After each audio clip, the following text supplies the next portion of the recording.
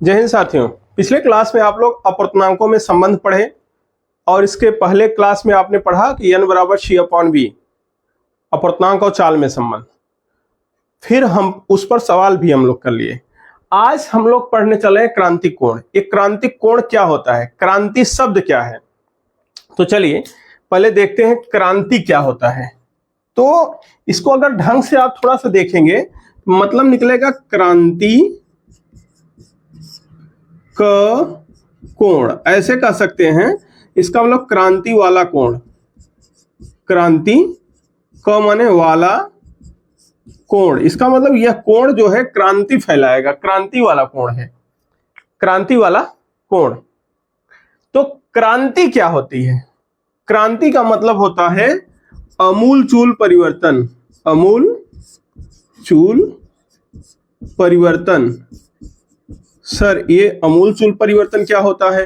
Total and immediate change, पूरी व्यवस्था शीघ्रता से बदल जाती है कहीं, तो उसी को क्रांति कहते हैं। क्रांति का मतलब ये नहीं है मर्डर ही करो खून बहाओ, ठीक है। क्रांति का मतलब होता है व्यवस्था में परिवर्तन, ठीक है। जैसे देखो हरित क्रांति, कौन सा खून बह रहा है हरित क्रांति में? हरित क्रांति, पीली क्रांति, नीली क्रांति। और तुम्हें दिमाग में क्या बचा है? केवल 1857 क्रांति, इंग्लैंड की क्रांति। तो इंग्लैंड में रक्तहीन क्रांति हुई थी, खून नहीं बहा था। तो क्रांति का मतलब और भी होता है। क्रांति का मतलब जो आप इतिहास में पढ़ते हैं ठीक, लेकिन साथ साथ हरित क्रांति, पीली क्रांति, नीली क्रांति, ये सब भी जब पढ़ते हो, श्वेत क्रांति, तो इसमें क्या हुआ था? उत्पादन में वृद्धि हुई थी। हरित क्रांति गेहूं चावल के उत्पादन में वृद्धि, श्वेत क्रांति दुग्ध उत्पादन में वृद्धि हो गई थी। तो कहीं न कहीं परिवर्तन हुआ था ना। तो यहाँ भी परिवर्तन, अगर ऐसा कोण जिसके बाद परिवर्तन हो जाएगा तो उस कोण को क्रांतिक कोण कहेंगे। तो ध्यान दीजिएगा। आओ हम क्रांतिक कोण को आगे देखते हैं। हमें R90 की तलाश है। किसकी तलाश है? R90। R मतलब अपवर्तन कोण, 90 अंश। कब होगा? विरल से सघन में किरण जाएगी तब, या सघन से विरल में जाएगी तब? आप सोच कर देखो जरा, आप ध्यान दो। मान लो ये सघन माध्यम है और ये विरल माध्यम, ठीक। अब ये विरल माध्यम है, इसमें विरल माध्यम है और ये सघन माध्यम। तो जब विरल से सघन में किरण जा रही है, कहां? विरल से सघन में। देखो आई ये होगा, आर ये होगा। अब ध्यान दो, तो आई बड़ा होता है आर से, इसका मतलब आर कभी भी 90 नहीं होगा, कभी भी।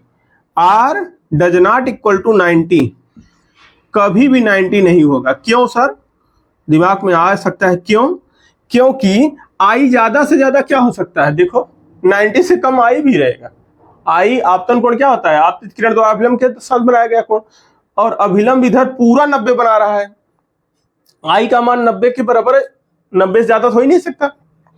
और आई क्या है? बड़ा है आर से, इसका मतलब आर तो आई से भी छोटा है। पहले तो आई 90 करके दिखाओ, फिर आर का वैल्यू क्या होगा? आई से छोटा है, इसका मतलब 90 तो कभी नहीं हो सकता। क्यों? क्योंकि अभिलंब कोण झुक रहा है, तो 90 नहीं हो सकता। लेकिन यहां देखो, यहां जब किरण जाती है तो मजेदार बात यह है कि सर ये अभिलंब से दूर हटती है।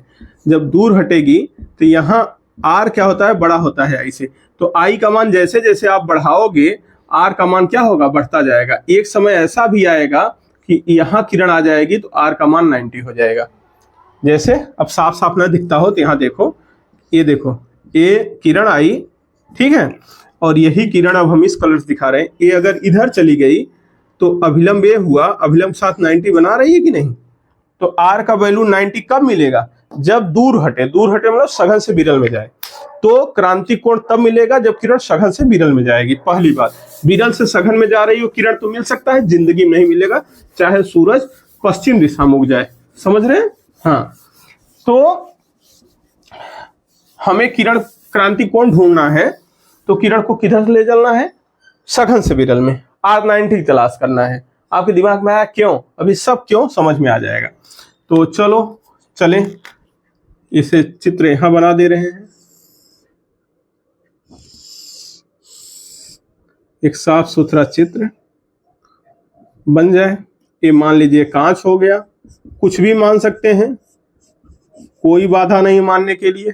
ये पहला माध्यम, क्योंकि सघन से विरल में ले जाना है। दूसरा माध्यम क्या मान लिए, वायु मान लिए।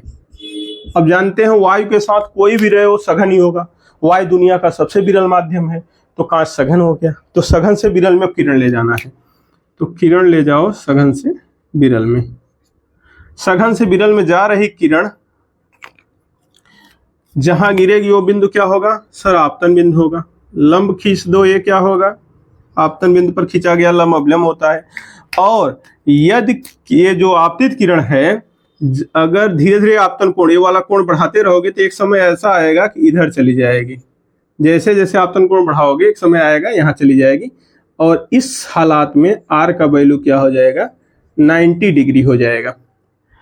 तो जो ये आई होता है, यही आई क्या कहलाता है, सी कहलाता है। इसी आई को क्या कहते हैं, आपतन कोण को ही क्रांतिक कोण कहते हैं, जिसे सी से प्रदर्शित करते हैं या आई सी से। क्रांतिक कोण को दो अक्षरों से, या तो सी से प्रदर्शित करते हैं या आई, और इसी में छोटा सी लगा देते हैं, आई सी से। वो आई सी क्या बताता है कि ये है आपतन कोण ही। तो क्रांतिक कोण क्या है, आपतन कोण ही है, लेकिन सघन माध्यम में बना आपतन कोण है। और वह आपतन कोण है, सघन माध्यम में बना वह आपतन कोण है जिसके लिए अपवर्तन कोण 90 होगा। ये नहीं कि सघन से विरल में गई तो हर आपतन कोण क्रांतिक कोण, ना। जिस आपतन कोण के लिए आर का वैल्यू 90 होगा वही आपतन कोण क्रांतिक कोण बनेगा। अब दिमाग में आया क्यों, क्योंकि ध्यान दो, अब वहां खराब नहीं करते, यहां खराब कर रहे हैं। देखो ये देखो, किरण यहां आई, ये जाने का रास्ता, इधर चली गई किरण, ठीक है। फिर किरण ले आओ, थोड़ा सा और आपतन कोण बढ़ा दिए, आपतन कोण और बड़ा कर दिए। देखो आई लाए थे तो I1 लाए, तो अभी किरण जाने का रास्ता ये है, किरण यहां चली गई, ठीक है, यहां एकदम टच करते हुए, तो आर का वैल्यू क्या हो गया, 90 हो गया। अब जरा सा भी अगर इससे ज्यादा करोगे, जरा सा भी I2 कर दिए हम, मान लो थोड़ा सा और कोण बढ़ाए, तो किरण इधर ही लौट जाएगी अब, क्योंकि बाउंड्री पे चली गई थी।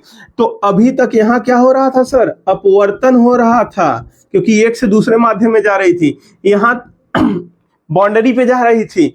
लेकिन यहाँ देखो क्या हो रहा है, I2 के लिए तो किरण जिधर से आ रही उसी में लौट जा रही, सघन से आ रही सघन में ही लौट जा रही है, सघन से आ रही सघन में ही लौट जा रही है। अपवर्तन हो रहा है नहीं, ये परावर्तन है। और कौन सा परावर्तन है, पूर्ण आंतरिक परावर्तन है। इसका नाम एक आएगा, पूर्ण आंतरिक परावर्तन है। परावर्तन, लेकिन कौन सा परावर्तन, क्योंकि परावर्तन क्या होता था, किरण का अपने माध्यम में लौट जाना ना, तो जैसे आ रही वैसे उसी माध्यम में लौट जा रही है। तो पूर्ण आंतरिक परावर्तन कैसे होता है आगे हम पढ़ेंगे, लेकिन अभी समझो तो घटना बदल गई कि नहीं, घटना बदल गई। किस कोण के बाद, यही जो आपतन कोणवा है, इसके बाद थोड़ा सा भी कोण बढ़ाएंगे तो किरण इसी सघन माध्यम में कांच में ही वापस चली जाएगी। तो इसका मतलब यही आपतन कोण क्रांति वाला कोण है। क्यों, क्योंकि अभी तक किरण इधर जा रही है, आपतन कोण से कम कोण होगा तो किरण का अपवर्तन होगा। आपतन कोण से, इस आपतन कोण से ज्यादा कोण अगर किए तो किरण इसी माध्यम में लौट जाएगी। मतलब समझ में आया, फिर से देखिए, ये आपतन कोण मान लो 30 डिग्री है, 1 मिनट के लिए हम मान लिए, वैसे कांच का 42 होता है, तो 42 क्रांति कोण होता है कांच का, ये 42 डिग्री है, ठीक है। अब तुम अगर 42 से मेरे भाई 41 डिग्री पे किरण के गिराए तो किरण हवा में जाएगी, 40 पे गिराओगे किरण हवा में जाएगी, 30 पे गिराओगे किरण हवा में जाएगी। लेकिन अगर 43 पे गिरा दो, आपतन कोण का मान 43 डिग्री कर दो तो किरण कांचे में लौट जाएगी, 44 कर दो कांचे में लौट जाएगी, 45 कर दो कांचे में लौट जाएगी। क्रांति हो रही है कि नहीं, अरे अपवर्तन होता है ना, ये पारदर्शी माध्यम है ना, आर पार जाना चाहिए ना, लेकिन ना, कांच भले पारदर्शी है लेकिन सभी किरण बाहर नहीं जाएगी, केवल वही किरण बाहर जाएगी जो कांच के क्रांतिक कोण से कम आपतन कोण बनाएगी। जल का क्रांतिक कोण 49 अंश होता है, जल से हवा में केवल वही किरण जाएगी जिसका आपतन कोण 49 से कम होगा, जिसका 49 से ज्यादा होगा और जल में ही लौटा दी जाएगी। ध्यान से सुनो बात, कांच, जल, हीरा सब पारदर्शी पढ़ते हो ना। पारदर्शी का मतलब क्या, जिसके आर पार किरण चली जाए, इसका मतलब सभी किरणें चली जाती हैं, बिल्कुल नहीं। किसी भी पारदर्शी माध्यम में केवल वही किरण आर पार जाएंगी, मतलब दूसरे माध्यम में जाएंगी, जो उस माध्यम के लिए जो क्रांतिक कोण बनेगा उसके क्रांतिक कोण से कम आपतन कोण फॉलो करेंगे। समझ लेना, कोई भी सघन माध्यम हो। तो जैसे कांच का क्रांतिक कोण कितना है 42 डिग्री, तो 42 अब दिमाग में आया कहां से आया, अभी प्रूफ करेंगे, टेंशन ना लो, अभी सॉल्व करेंगे। तो कहां से आया ये सब बातें हम करेंगे, तो जरा समझ लिए होगे तो डिफिनेशन इसका लिख देते हैं। क्या आएगा डिफिनेशन, रुको जरा डिफिनेशन समझ लो। क्या डिफिनेशन है, सघन माध्यम, कांच सघन है, सघन माध्यम से विरल माध्यम में, जब किरण सघन माध्यम से विरल माध्यम में जाती है तो सघन माध्यम में बना वह आपतन कोण, जब किरण सघन माध्यम से विरल माध्यम में जाती है तो सघन माध्यम में बना वह आपतन कोण क्रांतिक कोण कहलाता है, जिसके लिए अपवर्तन कोण 90 अंश हो जाता है। फिर से देख लो, जब प्रकाश किरण सघन माध्यम से विरल माध्यम में जाती है या सघन माध्यम से विरल माध्यम में जा रही प्रकाश किरण का वह आपतन कोण क्रांतिक कोण कहलाता है, जिसके लिए अपवर्तन कोण 90 अंश हो जाता है। मतलब जिसके लिए अपवर्तन कोण 90 होगा वही आपतन कोण क्या कहलाएगा, सी। लेकिन किरण कहां से कहां जाना चाहिए, सघन से विरल में। बस डिफिनेशन खत्म, डिफिनेशन लिख ले रहे हैं, काम खत्म। देखिए, सघन माध्यम से विरल माध्यम में जा रही प्रकाश किरण का वह आपतन कोण क्रांतिक कोण कहलाता है, जिसके लिए अपवर्तन कोण 90 अंश हो जाता है। इसे सी से प्रदर्शित करते हैं। सिंपल परिभाषा एकदम, सी या आईसी दोनों कर सकते हैं। देखो सी या आईसी ऊपर लिखे हैं, सी या आईसी आप भी कर सकते हैं। अब इसे और तोड़ मरोड़ के आप परिभाषा बना सकते थे, लेकिन कठिन क्यों बनाएं। जैसे आपको ऐसे भी हम कह सकते हैं कि सघन माध्यम से विरल माध्यम में जा रही प्रकाश किरण का सघन माध्यम में बना वह आपतन कोण क्रांतिक कोण कहलाता है, जिसके लिए विरल माध्यम में अपवर्तन कोण 90 अंश हो जाता है।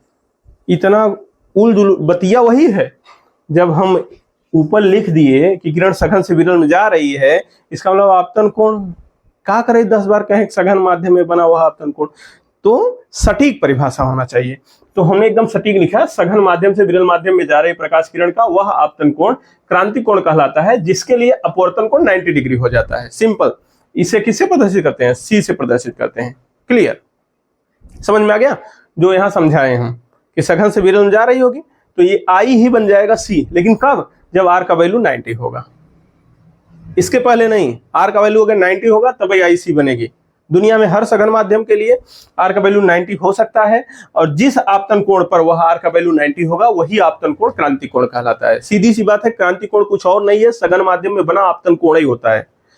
हर एक सघन माध्यम का एक ऐसा आपतन कोण होता है जिसके लिए आर का वैल्यू 90 हो जाता है। 90 मतलब समझ रहे हैं, दोनों माध्यमों को अलग करने वाली पृष्ठ से अपवर्तित किरण एकदम स्पर्श करते हुए गुजर जाती है। आशा करता हूं इतनी बातें समझ में आ गई होंगी। अब देखो, इसे अब रिलेशन बताना है कि ये अपवर्तनांक जो है इस माध्यम का वो, और जो एक क्रांतिक कोण सी है, इसके बीच क्या रिलेशन होता है। तो चलो देखते हैं, चित्र सामने है ही। तो हम लोग यहां तक लिखने के बाद स्नेल के नियम से, इसी में चित्र में स्नेल का नियम लगा देंगे। स्नेल के नियम से अब दिमाग में आया होगा, फिर स्नेल आ गया। हाँ, स्नेल के नियम से क्या, sine I upon sine R, I upon R. कहां से कहां जा रही है सर, ये तो सघन माध्यम है, सघन के सापेक्ष विरल का अपवर्तनांक हुआ ये ना। देखो सघन से कहां जा रही है सर, विरल में जा रही है। सघन से कहां जा रही है, विरल में। तो इसका मतलब पहला माध्यम सघन। अब कांच के सापेक्ष हवा भी कह सकते हैं, लेकिन अब जरूरी नहीं हर समय कांचे हवा रहे, कभी जल रहेगा, कभी हीरा रहेगा, कुछ भी रहे। तो एक सघन होगा, एक विरल होगा। तो सघन के सापेक्ष विरल का अपवर्तनांक, किरण कहां से कहां जा रही होगी, सघन के सापेक्ष विरल का अपवर्तनांक। तो सघन के सापेक्ष विरल का अपवर्तनांक, स माने सघन, वी माने विरल, तो सघन के सापेक्ष विरल का अपवर्तनांक। आशा करता हूं समझ में आ गया होगा। अच्छा ठीक है, अच्छा है। और कहानी समझो, ये तो अभी ये स्नेल का नियम लगाए, नीचे तक कहां तक जाएंगे जरा देख लीजिएगा। तो जब r इक्वल टू 90 डिग्री होगा तब I इक्वल टू क्या होता है, सी। डिफिनेशन ऊपर लिखा है ना, उसी के अकॉर्डिंग r इक्वल टू 90 तो I इक्वल टू सी, तो उठा के वैल्यू रख दो। तो साइन सी अपान आर का वैल्यू क्या होगा भाई, आर का वैल्यू 90, साइन 90 बराबर क्या हो जाएगा, सघन के सापेक्ष विरल का अपवर्तनांक। ठीक है, यहां तक दिखाई दे रहा है? अरे हाँ ना बोलो, सही है, इधर आएगा। अच्छा, तो अब साइन 90 का मान क्या होता है, 1 होता है। आशा करता हूं आता होगा आपको। साइन 90 का मान क्या होता है, 1। तो इसका वैल्यू 1 रखोगे, साइन सी में 1 से भाग करोगे, साइन सी बचेगा। इसका मतलब इधर क्या बचा आपका, सर साइन सी बराबर सघन के सापेक्ष विरल का अपवर्तनांक, या ऐसे भी कह सकते हो सघन के सापेक्ष विरल का अपवर्तनांक बराबर क्या हो जाता है, साइन सी। ये भी आप डायरेक्ट लिख सकते हो डिब्बे में बंद करके। लेकिन होता क्या है, जब भी हमें क्वेश्चन में मिलता है ना, जब भी क्वेश्चन मिलता है तो उसमें विरल के सापेक्ष सघन का अपवर्तनांक दिया रहता है और सी निकालना होता है। तो या तो फिर विरल के सापेक्ष सघन का अपवर्तनांक के लिए क्या सूत्र हो जाएगा, बताते हैं। देखो क्या पढ़े थे पिछले क्लास में, याद होगा, विरल के सापेक्ष सघन का अपवर्तनांक गुणे सघन के सापेक्ष विरल का अपवर्तनांक। देखो बराबर क्या हो जाएगा, अरे 1 हो जाएगा ना। जस्ट अपोजिट गुणनफल क्या होता है, 1 होता है, पिछले क्लास में ही समझाए थे। तो फिर क्या आ जाएगा आपका, तो विरल के सापेक्ष सघन का अपवर्तनांक बराबर 1 बटे सघन के सापेक्ष विरल का अपवर्तनांक, ऐसा लिख सकते हैं भाई, भाग हो जाएगा सघन सब। और सघन के सापेक्ष विरल का अपवर्तनांक क्या है, जरा देखो, साइन सी है। अरे हाँ ना बोलो, तो 1 बटे क्या हो जाएगा, साइन सी। इसका मतलब विरल के सापेक्ष सघन का अपवर्तनांक बराबर 1 बटे साइन सी। जस्ट उल्टा, या ऐसा भी लिख सकते हैं हम लोग, विरल माध्यम के सापेक्ष सघन माध्यम का अपवर्तनांक बराबर 1 बटे साइन सी। ठीक है, ये ऐसा भी हम लोग लिख सकते हैं और यही प्रूफ आपको करना होता है। हालांकि जब किताबें प्रूफ करती हैं तो केवल ये लिख देती हैं यन बराबर 1 बटे साइन सी बस। और यन आपका क्या रहता है, वो बताता है विरल के सापेक्ष सघन का अपवर्तनांक। ठीक है, साफ सुथरा एकदम लिखा गया है, विरल के सापेक्ष सघन का अपवर्तनांक 1 बटे साइन सी, लेकिन सघन के सापेक्ष विरल का अपवर्तनांक अगर होगा तो साइन सी हो जाएगा। कैसे आया समझ में आ गया होगा। इसे ऊपर वाले को मिटा दें क्योंकि पिछली क्लास में सब समझाए थे। तो ये भी काम खत्म। चाहे n बराबर 1 बटे साइन सी लिख लो, चाहे विरल के सापेक्ष सघन का अपवर्तनांक साफ साफ रहेगा 1 बटे साइन सी। ठीक है, अब विरल के सापेक्ष सघन ये सोचना पड़ेगा आपको तुरंत। जैसे कह दिया कि कांच से हवा में जा रही किरण, या वायु के सापेक्ष कांच का अपवर्तनांक दिया, वायु के सापेक्ष जल का अपवर्तनांक दिया, वायु के सापेक्ष हीरे का अपवर्तनांक, तो विरल के सापेक्ष सघन ही तो है। इसका मतलब 1 बटे साइन सी लग जाएगा। जैसे अगर यहाँ कोई भी अपवर्तनांक दिया है तो एयर के सापेक्ष है तो विरल के सापेक्ष सघन, क्योंकि एयर दुनिया का सबसे विरल है। तो दिस वैल्यू रखेंगे 1 बटे साइन सी, आंसर आ जाएगा। अभी क्वेश्चन हम करा रहे हैं। ठीक है, यहां तक बना लो, फिर क्वेश्चन कराते हैं। देखिए ये 3 क्वेश्चन है क्रांति कोण और अपवर्तनांक में संबंध। ठीक है, तो क्या होगा, वायु के सापेक्ष कांच का अपवर्तनांक 3 बटे 2 है, तो कांच का क्रांति कोण, कांच डैश वायु भी लिख सकता है, मतलब कांच से वायु में जा रही है। तो कांच वायु के सापेक्ष कांच कह दिया तो इसका मतलब किरण कांच से वायु में जा रही है, सघन से विरल में जा रही होगी। हाँ, तो क्रांति कोण बताना है और आपको जहां साइन 42 अंश बराबर 0.67 दिया है। ठीक है, तो आइए इसको सॉल्व कर देते हैं। कुछ नहीं है ऐसे सवाल में, वायु के सापेक्ष कांच का अपवर्तनांक दिया है 3 बटे 2। ठीक है, और क्या दिया है, साइन 42 डिग्री बराबर 0.67 दिया है। पूछा क्या है, सी पूछा है। तो विरल वायु के सापेक्ष कांच मतलब क्या, विरल के सापेक्ष सघन दिया है, तो विरल के सापेक्ष सघन का अपवर्तनांक बराबर क्या होता है सर, 1 बटे साइन सी होता है। सही बात है। हाँ, इसका वैल्यू रखो 3 बटे 2 बराबर 1 बटे साइन सी, हो जाएगा कि नहीं। एन जी का वैल्यू 3 बटे 2 है, रख दिए। अब दोनों को उलट दो, दोनों को उलट दो क्योंकि हमें सी चाहिए। तो 2 बटे 3 बराबर साइन सी बटे 1 हो जाएगा। बटे 1 करो या वैसे छोड़ दो। अब 2 में 3 का भाग करो तो 0.6, तीछा का 18, तीछा का 18, तीछा का 18, 6 7 बराबर साइन सी। अब इसका वैल्यू देखो दिया होगा, यहाँ देखो साइन 42 अंश बराबर 0.67, तो इसके स्थान पे क्या लिख सकते हो, साइन 42 डिग्री, तो साइन सी हो गया। तो सी के स्थान क्या आपका मिल गया, सी बराबर 42 डिग्री। तो क्रांतिक कोण क्या निकल कर आ गया, 42 डिग्री। एक बात आपको बता दे रहे हैं, जान लीजिए क्या, कि जो क्रांतिक कोण में साइन दिया रहता है ना, यही क्रांतिक कोण होता है। लिखता है जबकि साइन इतना बराबर इतना, तो साइन का जो कोणवा रहता है वही क्रांतिक कोण होता है। बिना आप सॉल्व किए भी उत्तर मार सकते हैं। तो जो और क्वेश्चन है उसका उत्तर तो आपको पहले पता हो गया होगा। जैसे यहाँ देखो, जल का क्रांतिक कोण पूछा है, तो साइन का कोण क्या 49, तो इसका मतलब जल का क्रांतिक कोण 49 हो गया। हीरे का क्रांतिक कोण, तो साइन का जो कोण है वो 24, तो इसका मतलब 24 हो गया। बिना सॉल्व किए उत्तर हो जाएगा। इसी तरह से सॉल्व करना है। एक और हम कोई कर दे रहे हैं, क्वेश्चन नंबर 2 हम कर दे रहे हैं, या 3 हम कर दे रहे हैं। 2 आप कर दीजिएगा, 3 हम कर दे रहे हैं, ठीक है। चलो कोई बात नहीं। क्वेश्चन नंबर 3 कैसे सॉल्व होगा, देखो वायु के सापेक्ष हीरे का पूर्णांक दिया है AND 2.4 दिया है, कोई बात नहीं। पूछा क्या है, हीरे का क्रांतिक कोण C पूछा है हीरे का। अब क्या दिया है, और साइन 24 डिग्री बराबर 0.416। ओके, साइन 24 डिग्री बराबर 0.416, शायद दिख रहा हो या ना दिख रहा हो, यहाँ देख लीजिए अगर ना दिखे तो, ठीक है। तो विरल के सापेक्ष सघन है कि नहीं, वायु के सापेक्ष हीरा है, तो विरल के सापेक्ष सघन का पूर्णांक 1 क्या हो जाएगा, साइन सी हो जाएगा। तो ये क्या हो जाएगा, 2.4 बराबर 1 साइन सी, ठीक है। दशमलव हटाओ, 24/10 बराबर 1 साइन सी, क्या हो जाएगा 12/5, 12 2 घटा दो, 12/5 1 साइन सी हो जाएगा। दोनों को उलट दो, तो 5/12, बाएं का भी उलट दिया दाहिने का भी, साइन सी बटे 1 आ जाएगा। 1 खत्म करो तो साइन सी, हमें सी चाहिए। अब 5 में 12 का भाग करो,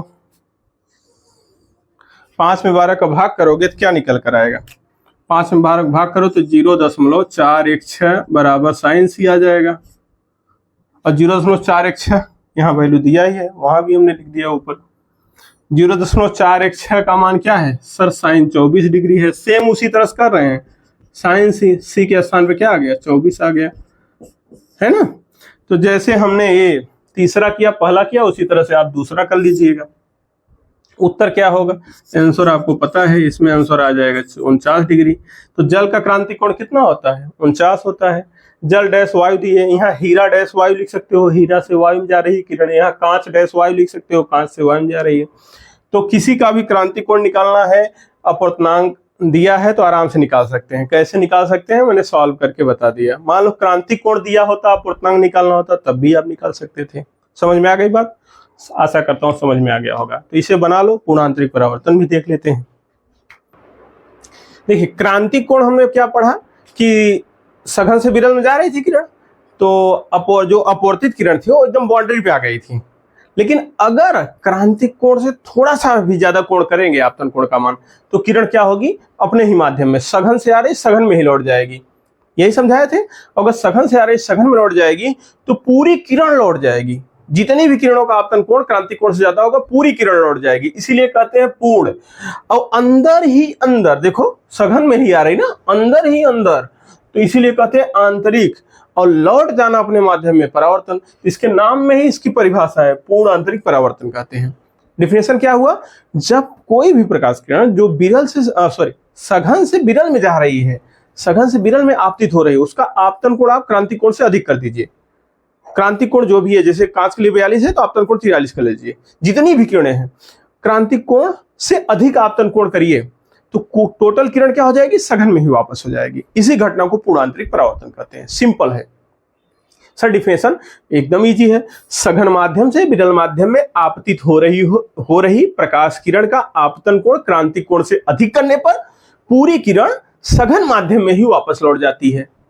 पूरी किरण सघन माध्यम में वापस लौट जाती, इसी घटना को क्या कहते हैं, पूर्णांतरिक परावर्तन कहते हैं, जो कि मैं ऊपर लिख भी दिया हूं। इसे क्या कहते हैं, पूर्णांतरिक परावर्तन। ठीक है, इसकी शर्त क्या है, शर्त, हाँ शर्त बड़ी इंपॉर्टेंट है भाई। शर्त आपको समझ में आ गई, 2 शर्तें हैं। पहला शर्त क्या है, किरण सघन से विरल में आपतित हो रही हो। पहला क्या है, किरण जो है, किरण सघन से विरल माध्यम में आपतित हो रही हो, आपतित हो रही हो। भाई सघन से विरल में आपतित हो रही हो तभी तो देखेंगे, नहीं देखो नहीं करेंगे। अच्छा अच्छा सर, दूसरी शर्त क्या है? दूसरा बहुत इंपॉर्टेंट है भाई। दूसरा तो क्या है? दूसरा बस आई बड़ा हो सी से तो TIR हो जाएगा। इसका मतलब आई बड़ा हो सी से, मतलब आई अगर लिखना हो तो लिख सकते हैं कि आपतन कोण क्रांतिक कोण से अधिक होना चाहिए, या आई बड़ा है सी से कर दो काम खत्म। तो आई बड़ा हो सी से, सघन माध्यम में बना आपतन कोण क्रांतिक कोण से अधिक होना चाहिए। किसके क्रांतिक कोण से? इस सघन माध्यम के क्रांतिक कोण से। ठीक है, इजी, कोई दिक्कत नहीं। दो शर्त हो गई। एग्जाम्पल एक आध दो ठो एकदम। एग्जाम्पल तो पूछता है परीक्षा में मास्टर, उदाहरण तो पूछता है भाई, उदाहरण तो लिखना ही पड़ेगा। उदाहरण, एग्जाम्पल। एग्जाम में भी जब पूर्णांतरिक परावर्तन पूछेगा तो आपको चित्र भी बनाना पड़ेगा, डिफिनेशन भी लिखना पड़ेगा, शर्त भी लिखना पड़ेगा और ये उदाहरण भी लिखना पड़ेगा। तो उदाहरण आपके ऊपर है, जितना लिख लो, एक दो चलेगा। लेकिन अगर उदाहरण ही बहुविकल्पिक रूप में पूछ लेता है कई बार, तो पहला उदाहरण क्या हो गया सर? हीरे का चमकना। हीरे का चमकना, जो कटा हुआ हीरा चमकता है, ठीक है, हीरे का चमकना पूछेगा। हीरा कैसे चमकता है? तो आप बताओगे पूर्णांतरिक परावर्तन के कारण। हीरा कैसे चमकता है? पूर्णांतरिक परावर्तन के कारण। हीरे का चमकना क्या है? पूर्णांतरिक परावर्तन की घटना पे आधारित है। तो हीरे का चमकना, कटा हुआ हीरा जो चमकता है। दूसरा रेगिस्तान में मृगमरीचिका का बनना। रेगिस्तान में मृग मारीचिका, मृग तृष्णा भी कभी कभी कहते हैं इसे, अंग्रेजी में मिराज कहते हैं। ठीक है सर, मिराज, MIRA, ठीक है, मिराज। ठीक है, मारीचिका का बनना। रेगिस्तान में मृगमरीचिका का बनना। मृगमरीचिका क्या होती है? वृक्ष देखे हो, बहुत दूर देखो, अभी मई के महीने में आप बहुत दूर देखोगे ना सड़क पे, तो पानी पानी जैसा आभास होगा, लेकिन पानी तो है नहीं। तो TIR के कारण होता है। TIR किसे बोलते हैं? ये टोटल इंटरनल रिफ्लेक्शन। पूर्णांतरिक परावर्तन को हम TIR शॉर्ट में बोलते हैं, टोटल इंटरनल रिफ्लेक्शन। तो रेगिस्तान में जब जाओगे, बहुत दूर देखोगे, कोई झाड़ी उड़ी है मान लो, तो दूर से लगेगा ना झाड़ी का उल्टा इमेज दिखेगा। कहाँ? जैसे आप कभी तालाब के किनारे देखें तो वृक्ष हो तो उसका उल्टा इमेज कैसे दिखता है? पानी में दिखता है ना, ठीक उसी तरह से उल्टा प्रतिबिंब दिखता है आपको, उल्टा इमेज दिखता है। कहाँ? दूर कोई दिख रहा है वृक्ष, झाड़ियां, तो उसका उल्टा इमेज दिखेगा। तो हमको क्या फील आएगा? यार इसका मतलब वहां पानी है, क्योंकि उल्टा इस तरह से इमेज कहाँ दिखता है? पानी में। जैसा आपको नदी किनारे या तालाब किनारे आप देखे होंगे वृक्ष है, उसका उल्टा इमेज पानी में दिखता है, ठीक उसी तरह से आपको रेगिस्तान में दिखाई देता है। लेकिन होता नहीं वो मृगमरीचिका है, छलावा है, दिख है नहीं। घटना किसके कारण? ये पूर्णांतरिक परावर्तन कारण। जैसे आपको याद होगा, रावण का मामा था मारीच, मृग के रूप में गया था, सीताहरण वाले कांड में देखोगे, तो राम भगवान क्या किए? उससे पीछे दौड़े धनुष बाण लेकर। तो जब वो धराशायी हो गया तो असली पहचान आई कि तो राक्षस है, सोने का मृग बन के गया था। तो हकीकत में सोने का मृग था नहीं, क्या था? राक्षस था। ठीक उसी तरह से पानी है नहीं वहां, लेकिन हमें दिख रहा है पानी। वो घटना जो होती नहीं लेकिन दिखती है, उसे मृगमरीचिका आप कह सकते हैं। मतलब छलावा है एक तरह से। रेगिस्तान में मृगमरीचिका का बनना, मृग तृष्णा का बनना, मिराज का बनना, ये क्या दिखाई देता है? क्यों होता है? तो पूर्णांतरिक परावर्तन के कारण ऐसा बनता है। ठीक है, हाँ, मैं इस सब पूरा डिटेल में भी दिखाता हूँ, हीरा कैसे चमकता है, मरीचिका कैसे बनता है। लेकिन आप हाई स्कूल में हो, इतने से ही काम चलाओ, क्योंकि ज्यादा डिटेल करेंगे तो आप बाउंसर जाने लगता है, आप उबने लगते हो। ठीक है, नहीं तो ये सब मैं एक एक व्याख्या देकर दिखाता हूँ कैसे कैसे बना। तो मरीचिका का बनना, आपसे परीक्षा पूछेगा रेगिस्तान में मृगमरीचिका या मृगमरीचिका का बनना किस घटना पर आधारित है? तो पूर्णांतरिक परावर्तन। ठीक है, हीरे का चमकना किस घटना पर आधारित है? पूर्णांतरिक परावर्तन। और एक बात देखो, ऑप्टिकल फाइबर, ऑप्टिकल फाइबर। अब सोचोगे गुरुजी ई क्या है? अब इसे मिराज को हम मिटा दे रहे हैं क्योंकि हमें जगह चाहिए। ऑप्टिकल फाइबर अंग्रेजी शब्द है, इसका हिंदी है प्रकाशिक तंतु। हिंदी भी लिख दे, नहीं तो पता चला। प्रकाशिक तंतु, कभी कभी हिंदी में पूछ लेता है। ऑप्टिकल फाइबर प्रकाशिक तंतु भी किस पर आधारित है? TIR। TIR बोलूंगा तो क्या समझोगे? इसी को क्या कहते हैं? TIR, total internal reflection. पूर्ण आंतरिक परावर्तन न लिखकर हम TIR लिख रहे हैं। TIR पर आधारित है। सर ये होता क्या है? दिमाग में आया होता क्या है? ऑप्टिकल फाइबर प्रकाशिक तंतु क्या है? इस तरह से देखो, सूचना क्षेत्र में प्रयोग किया जाता है। इस तरह से पाइप नुमा होता है, यहाँ से लाइट रे भेजी जाती है, मनमन मनमन मनमन बाहर नहीं निकलती, इस तरह से बाहर की तरफ सूचना भेजी जाती है। ठीक है, ऑप्टिकल फाइबर के तरह IT क्षेत्र में प्रयोग होता है। ऑप्टिकल फाइबर बिछा रहे हैं सूचना के, how are you, I am fine, दुनिया भर को सुने होंगे कहानी। तो ऑप्टिकल फाइबर किस घटना पर आधारित है? कैसे काम करता है? पूर्ण आंतरिक परावर्तन, बाहर नहीं जाने देगा किरण को, अंदर आई तो अंदर ही अंदर नचाता रहेगा। कोई बात नहीं, किस घटना पर आधारित है? This optical fibre. और कोई चीज लो, चौथा भी लिख दे रहा हूं, जगह होगा दिखेगा तुम्हें तो एक लाइन लिख दे रहा हूं। इंडोस्कोपी। इंडोस्कोपी कभी कराए हो? नहीं, जरूरत ना पड़े, ईश्वर ना करे तुम्हें जरूरत पड़े। जैसे एक्सरे, अल्ट्रासाउंड, उसी तरह से इंडोस्कोपी कराया जाता है। मुंह के अंदर से गोली नुमा ऐसे डाल के पेट के अंदर क्या क्या सिम्टम्स गड़बड़ है वो देखा जाता है पूरा एकदम कैमरा, वो उसमें देखे हो अल्ट्रासाउंड होते हुए, ठीक उसी तरह से तो इंडोस्कोपी कराया जाता है। चिकित्सा क्षेत्र का उपयोग है इसका। चिकित्सा, इंडोस्कोपी क्या है? चिकित्सा क्षेत्र में प्रयोग किया जाता है इंडोस्कोपी। ठीक है, ये चिकित्सा क्षेत्र में है उपयोग है। इंडोस्कोपी भी किस पर आधारित है? भी TIR पर आधारित है। जब TIR बोलेंगे तो आप क्या समझ रहे हो मेरे भाई? TIR का मतलब क्या? पूर्ण आंतरिक परावर्तन। तो आपको एक दो एग्जांपल कोई भी दे देना है, लेकिन अगर इसमें से कोई ऑब्जेक्टिव पूछ रहा है तो आप सब बने। कांच में जो दरार पड़ जाता है, कांच में दरार पड़ गया, उसका चमकना किस पर आधारित है? TIR पे आधारित है। कांच में दरार पड़ गया, उस पर उसका चमकना किस पर आधारित है? TIR पे आधारित है। टोटल इंटरनल रिफ्लेक्शन, पूर्ण आंतरिक परावर्तन, है ना। अब पूछ लिया तारों का टिमटिमाना किस पर आधारित है? अपवर्तन पर।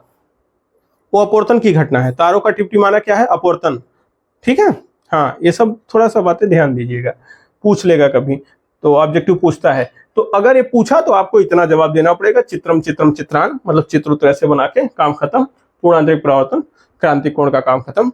आज के लिए इतना ही, बढ़िया से तैयार करिए, मिलते हैं अगली क्लास में। मस्त रहिए, व्यस्त रहिए। ठीक, धन्यवाद।